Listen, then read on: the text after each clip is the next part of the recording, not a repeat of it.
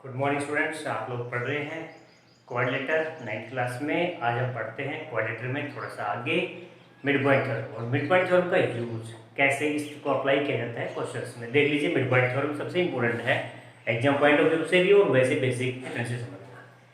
Mid point theorem में क्या होता है,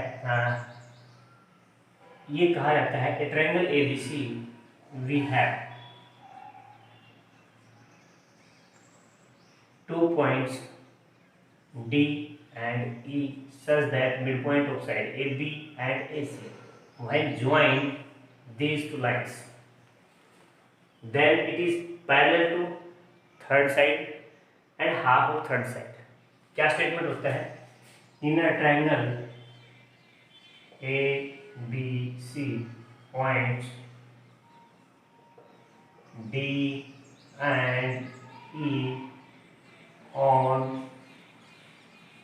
sides AB and AC कैसे पॉइंट है? AC are mid points, then DE parallel to BC and this DE is equals to half BC. Then so that लिख सकता है, then prove that कह सकता है, prove that यहाँ पे ये लाइन पैरेलल है और ये लाइन हाफ है, ये हमको प्रूव करना है। इसके लिए क्या करना होगा? देखो भाई, जब हमको पैरेलल लाइन ड्रॉ करना है, इसका मतलब ये पैरेलल तभी हो सकता है जब कहीं ना कहीं कोई पैरेललोग्राम बने। तो उसके लिए आपको एक छोटा सा कंस्ट्रक्शन करना पड़ेगा। कंस्ट्रक्शन क्या कंस्ट्रक्शन करना पड़ेगा? ये जो है ये टू प्रूव वाला पोर्शन है, ये मिड पॉइंट ये गिवन वाला पोर्शन है। जब आप थ्योरम लिखते हैं सबसे पहले लिखते हैं गिवन दैट, हमको क्या गिवन है? 2 mid points of side AB and AC। After that, what we have to prove? We have to prove that DE parallel BC. And the third one is, इस proof के लिए what we have to construct? Our requirement is, now construct, draw a line parallel, draw CF parallel to AB, which intersect DE at F when produced। DE को जब हम आगे produce करते हैं तो ये F पे इंटरसेक्ट करता है। पैरेलल क्या लिया हमने? CF पैरेलल लिया। किसके लिया? AB के लिया। लेकिन DE को प्रोड्यूस किया तो इसने F पे इंटरसेक्ट किया। ये हमारा कंस्ट्रक्शन हो गया। अब इसका सॉल्यूशन कह सकता हूं मैं, इसका प्रूफ कह सकता हूं। सॉल्यूशन कह दो या प्रूफ कह दो, क्या करना है? कंस्ट्रक्शन क्यों किया जाता है? कंस्ट्रक्शन इसलिए किया जाता है कि आपको प्रूफ में किसकी रिक्वायरमेंट है। हमने कंस्ट्रक्शन ये किया है तो इसका मतलब प्रूफ में इसकी हेल्प का यूज होगा, कंफर्म इसी का हेल्प यूज करेंगे। तो देखो बेटा, सबसे पहले हमको गिवन है वहां पे फोकस कीजिए। गिवन में था D and E are mid point, D and E are midpoint, ठीक है। यदि मिड पॉइंट है then AD equals to D. Also CF parallel AB, or you can say that this EF parallel with this one CF, CF parallel AB or this CF also parallel to BD। यहाँ से result निकल के आया कि ये mid point है, कि complete line का पैरेलल है तो इस हाफ का भी हो गया पैरेलल। क्लियर हो गया? एक चीज़ और बता देता हूँ मैं, यदि ये दोनों इक्वल हो जाए तो ये पैरेललोग्राम बन जाएगा ना। अब आपको इसे पैरेललोग्राम प्रूव करना है इस पॉइंट को, तब आप क्या करेंगे? हम किसी न किसी तरह से इस लाइन को इस लाइन के इक्वल लेके आएंगे। इस लाइन को इस लाइन के इक्वल तो ला नहीं सकते, देन क्या करें? इस लाइन को इसके इक्वल तो हमको मालूम है, तो इस लाइन को इसके इक्वल हम ला सकते हैं। ये लाइन सेगमेंट है, ये लाइन सेगमेंट इक्वल आ सकता है किस ट्रायंगल से सर? ये दो ट्रायंगल से यदि हम इनको कॉन्ग्रुएंट कर दें तो आ सकता है। Now in triangle AED and triangle CEF, दो ट्रायंगल्स में आप ऑब्जर्व करेंगे कि sir angle 1 is equal to angle 2, angle 1 is equal to angle 2, जिसको हम बोलते हैं वर्टिकली अपोजिट एंगल। और दूसरी बात आप कहेंगे AE is equal to EC, यहाँ पे क्या बोलना है? E is mid point of AC। यदि ये मिड पॉइंट है तो ये पार्ट इसका इक्वल हो गया। जब आप ये दो लाइन पैरेलल लेते ये ट्रांसवर्सल था, तो साथ में मैं ये भी कह सकता हूँ angle 3 is equal to angle 4, angle 3 is equal to angle 4। ये क्यों बना सर? ये बन गया अल्टरनेट इंटीरियर एंगल। अब यहाँ से पता लगा मुझे, मेरे पास सर ये तो AS से रूल आ गया। इस AS से रूल के अकॉर्डिंग मैं क्या कह सकता हूँ कि ये जो ट्रायंगल है कॉन्ग्रुएंट हो जाएगी। किसके कॉन्ग्रुएंट हो जाएगी? CEF के। ये दो ट्रायंगल कॉन्ग्रुएंट होंगे। जब ट्रायंगल कॉन्ग्रुएंट होते हैं तो उनके सभी साइड सभी एंगल्स इक्वल बन जाते हैं, तो इसके सिम्प्लिसिटी पार्ट बोलते हैं। वो सिम्प्लिसिटी पार्ट क्या क्या इक्वल लेंगे आप ये बताएंगे। सर सबसे पहले तो मैं ये कहूँगा कि हमारा AD इक्वल्स टू क्या होना चाहिए? CF। एंड दूसरा क्या होना चाहिए? सर ये जो DE पार्ट है ना, ये इक्वल क्या होना चाहिए? EF। भाई एक पार्ट तो था ही, रिमेनिंग टू साइड्स को हमने इक्वल कर दिया। यहाँ पे हमने बता दिया, ये हमने यूज किया है BCPCT, यानी कॉन्ग्रुएंट एंगल के कॉरस्पॉन्डिंग पार्ट्स। ठीक है, अब वापस आते हैं ना। अभी हमने क्या पढ़ा है? AD equals to CF, but AD हमारे पास किसके इक्वल है? Now AD equals to DB। ये क्या यूज किया था हमने? Mid point. This implies AD equals to BD equals to CF। ये और ये तीनों पार्ट हो गया। नाउ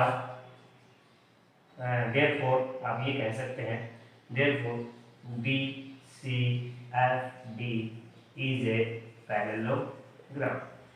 देखो भैया कंस्ट्रक्शन में तो हमने पैरेलल लिया ही था, कंस्ट्रक्शन में तो आपने पैरेलल बना दिया। अभी हमने इसको इसके इक्वल प्रूव कर दिया। इसका मतलब ये दोनों क्या होगी? इक्वल और पैरेलल। जब अपोजिट साइड इक्वल पैरेलल होती है तो वो क्या बन जाता है? पैरेललोग्राम बन जाता है। ऑल्सो हम कह सकते हैं कि DF पैरेलल BC है। आप यहाँ बोलेंगे but DE is equal to EF, DE is equals to EF.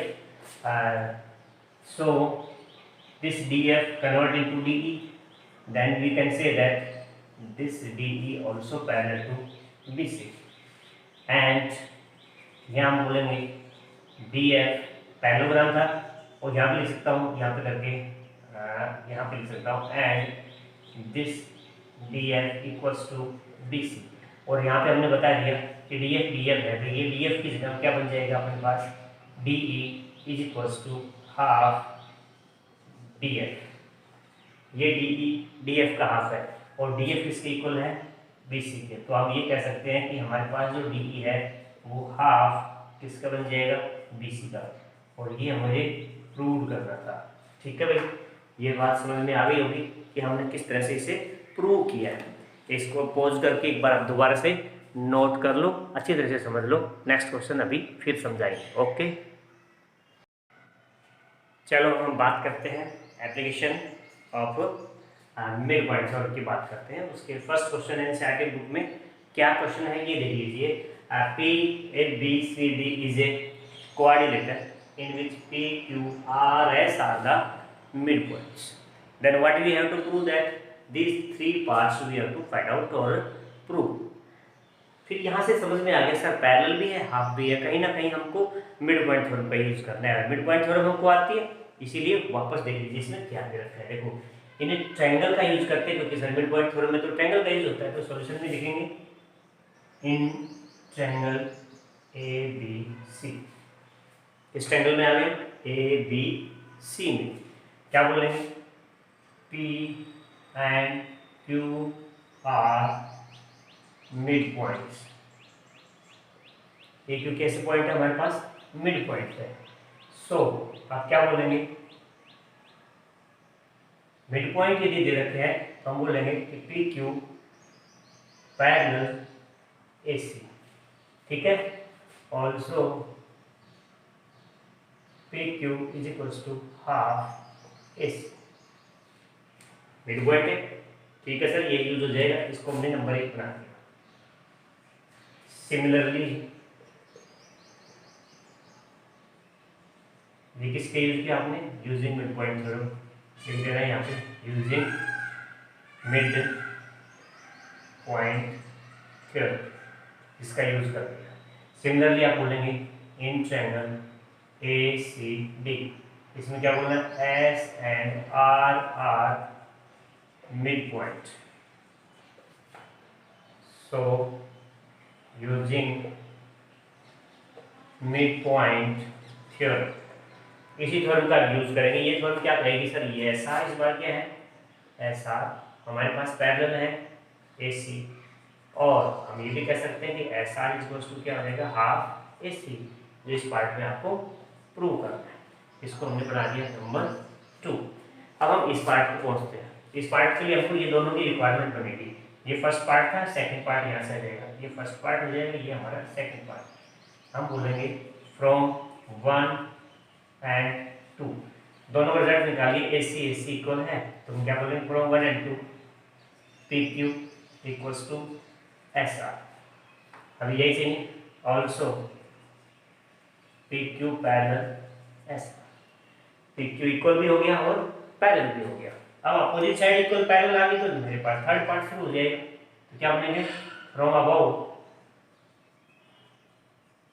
क्या बोलना है, from above P Q R S is a parallel. ये किसमें आ गया, थर्ड पार्ट में आ गया। इस तरह से ये क्वेश्चन फर्स्ट है। सेकंड भी ऐसा ही क्वेश्चन है जिसमें आपको रेक्टेंगल प्रूव करना है। थर्ड क्वेश्चन भी ऐसा ही है जिसमें रोम्बस प्रूव करना है। यानी एक जैसे क्वेश्चंस हैं, फिर भी आपको जरूर बताएंगे। नेक्स्ट क्वेश्चंस पे देख लीजिए, तब तक इसे पॉज कर लेते हैं। हम बात करते हैं सेकंड क्वेश्चन की। सेकंड में क्या गया है कि A B C D is a rhombus. आपको पता है रोम्बस के ऑल साइड्स इक्वल होते हैं। दूसरी बात, रोम्बस के अंदर डायगोनल्स हैं वो बाइसेक्ट करते हैं राइट एंगल पे, ठीक है सर। ये राइट एंगल हो गया, ये सभी साइड से इक्वल हो गई। बट हमको साथ में ये बोल रखा है कि P Q R S R the mid points, that prove that P Q R S is a rectangle. Rectangle के लिए एक फीचर बन जाता है, अपोजिट साइड इक्वल पैरेलल तो होती हैं, वो तो पैरेललोग्राम में भी होती है, बट एक स्पेशल फीचर ये है कि पैरेललोग्राम को हम मिड पॉइंट से पैरेललोग्राम तो इजीली प्रूव कर देते हैं, जैसे फर्स्ट क्वेश्चन में किया। सेकंड क्वेश्चन में क्या डिफरेंस है, डिफरेंस यही है कि पैरेललोग्राम के आगे एक स्टेप बढ़ा देना है, इसे 90 प्रूव कर दो, और वो 90 प्रूव करने के लिए इनका यूज हम कर लेंगे। देखो किस तरह से करते हैं, ताकि आगे क्वेश्चन आप खुद भी कर सके, ट्रायल भी कर सके, कोई दिक्कत नहीं है, आसान सा क्वेश्चन है। मैं कुछ चीजें फर्स्ट क्वेश्चन की उठा लेता हूँ। यहाँ पे बोलेंगे इसके सॉल्यूशन में, because P Q are and S R mid point, ये हमारे सारे मिड पॉइंट है। तो हम क्या बोलेंगे, यूजिंग मिड पॉइंट थ्योरम। इस थ्योरम का यूज करते हैं तो हमारे पास इस थ्योरम का सीधा सा कॉन्सेप्ट आता है। क्या आता है, एस पी पैरेलल टू क्या होना चाहिए भैया, ये बी डी। दूसरी बात क्या होनी चाहिए, अरे सर पी क्यू भी पैरेलल हो जाएगा ए सी के, लेकिन हम तो यहाँ पे बोल देते हैं S P parallel to B D and this SP is equals to half BD। Similarly बोल सकते हैं आप, सभी का आप बोलेंगे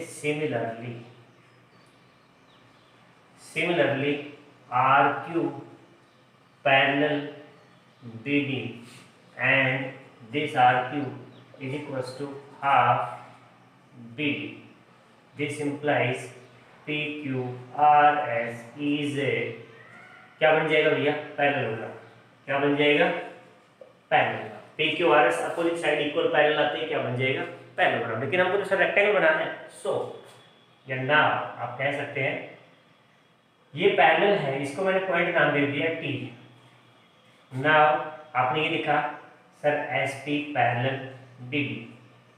सो कौन सा एंगल भाई, एंगल जिसका नाम बोल रहा हूँ मैं, B O T plus angle O T P is equal to 180। इसको हम बोल सकते हैं को इंटीरियर, क्योंकि लाइन पैरेलल है।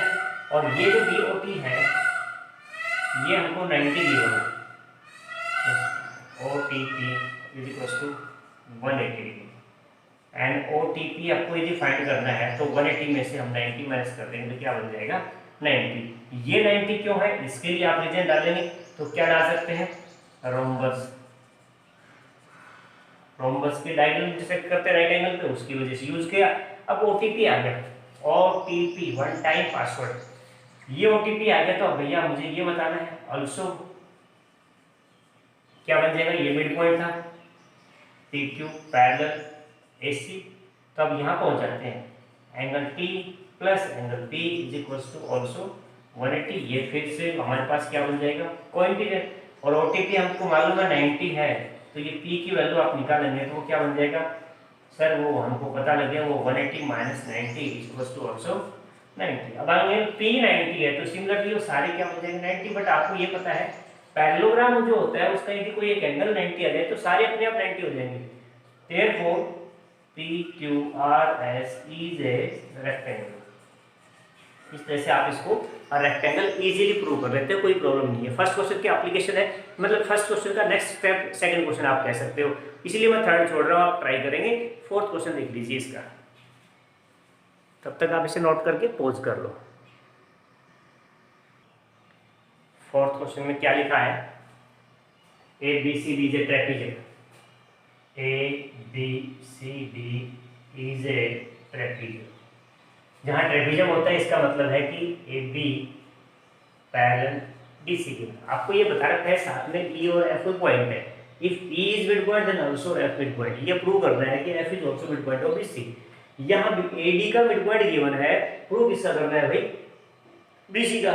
लेकिन अब मिड पॉइंट थ्योरम अप्लाई करेंगे तो वो इस ट्रायंगल में अप्लाई होगी, लेकिन वो तो ये मिड पॉइंट आएगा, उसके बाद फिर अगेन मिड पॉइंट यूज करेंगे तो वो इसमें स्टेप बाय स्टेप आ जाएगा। तो इसके सॉल्यूशन मैं आपको देता हूँ।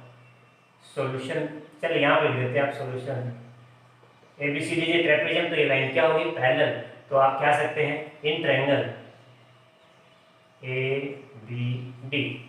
क्या बोलना बेटा आपको, ये बोलना है सर ये आपने अभी ट्रेपेजम बताया है और ये मिड पॉइंट है, साथ में क्या कह रखा है इन्होंने कहा है E F parallel to A B है। क्या है, इस ट्रायंगल में E F parallel A B, also E is mid point. अब यहाँ समझने की बात थी कि ट्रायंगल में ये कहा गया कि ये लाइन में ये पैरेलल भी है और साथ में मिड पॉइंट है। तो मिड पॉइंट थ्योरम क्या कहती है भाई, दोनों मिड पॉइंट होते हैं तो लाइन पैरेलल हाफ होती है। ये आप पहले से ही बता रहे हो मुझे, क्या बता रहे हो, ये पैरेलल तो है, ये मिड पॉइंट भी है, तो दूसरा भी क्या होगा मिड पॉइंट होगा। This implies O is also mid point. Therefore आप O मिड पॉइंट यूज कर सकते थे, ये बोल सकते हैं कि DO equals to OB, but इसकी रिक्वायरमेंट है नहीं।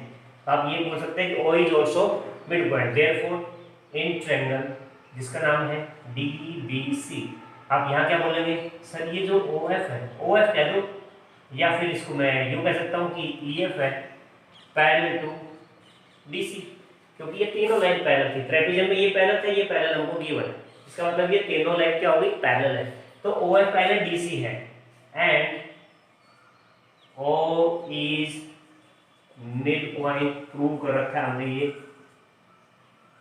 Then using mid point theorem, mid point theorem क्या कहती है, F is also mid point. किसका मिड पॉइंट है, of mid point of BC। आपको तो यही प्रूव करना है। देखो बहुत सिंपल सा कॉन्सेप्ट था, लाइन पैरेलल हमको गिवन है क्वेश्चन में, आप ये मिड पॉइंट है तो इसका मतलब ये भी क्या होगा मिड पॉइंट। आप इस ट्रायंगल में आ जाइए, ये लाइन पैरेलल गिवन है तो ये मिड पॉइंट है, तो ये भी क्या आ जाएगा मिड पॉइंट आएगा। स्टेप बाय स्टेप सीधे सीधे लिखते चलो, कोई दिक्कत नहीं आएगी आपको। अब हम बात करते हैं नेक्स्ट क्वेश्चन की, शायद वो भी मैं इसी में दिखा देता हूँ। क्या क्वेश्चन है, नंबर 5 है, फोर्थ के बाद है नंबर 5 क्वेश्चन। क्या दे रखा है, देखो इजी सा क्वेश्चन है, ABCD पैरेललोग्राम लिखा है इन्होंने, ए बी सी और डी। मैं हिंट से बता दूंगा इस क्वेश्चन को, ज़्यादा टफ वाला क्वेश्चन नहीं है। ये बी डी डायगोनल है। साथ में बता रखा है कि सी ई ये वाला और ए एफ ये वाला, एफ एंड ई ये सारे मिड पॉइंट हैं। क्या बोला गया इन्होंने? F and E mid point.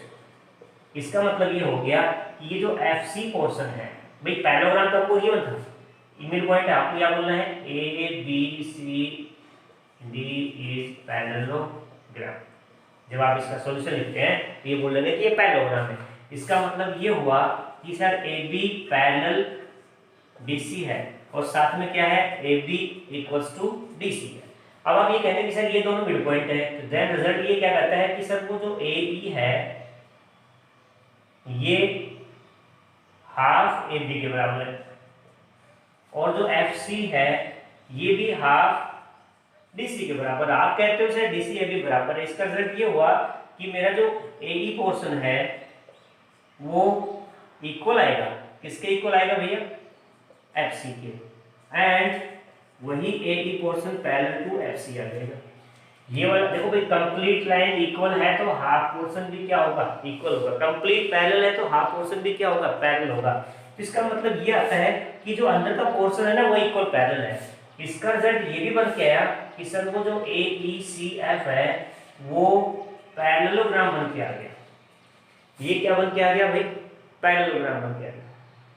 Parallelogram से वो कोई मतलब नहीं, हमको मतलब है जिसको हम नाम देंगे पी क्यू। हमको मतलब है कि ये जो ई क्यू है, देयरफॉर ई क्यू है वो पैरेलल है ए पी के, बिल्कुल ठीक है।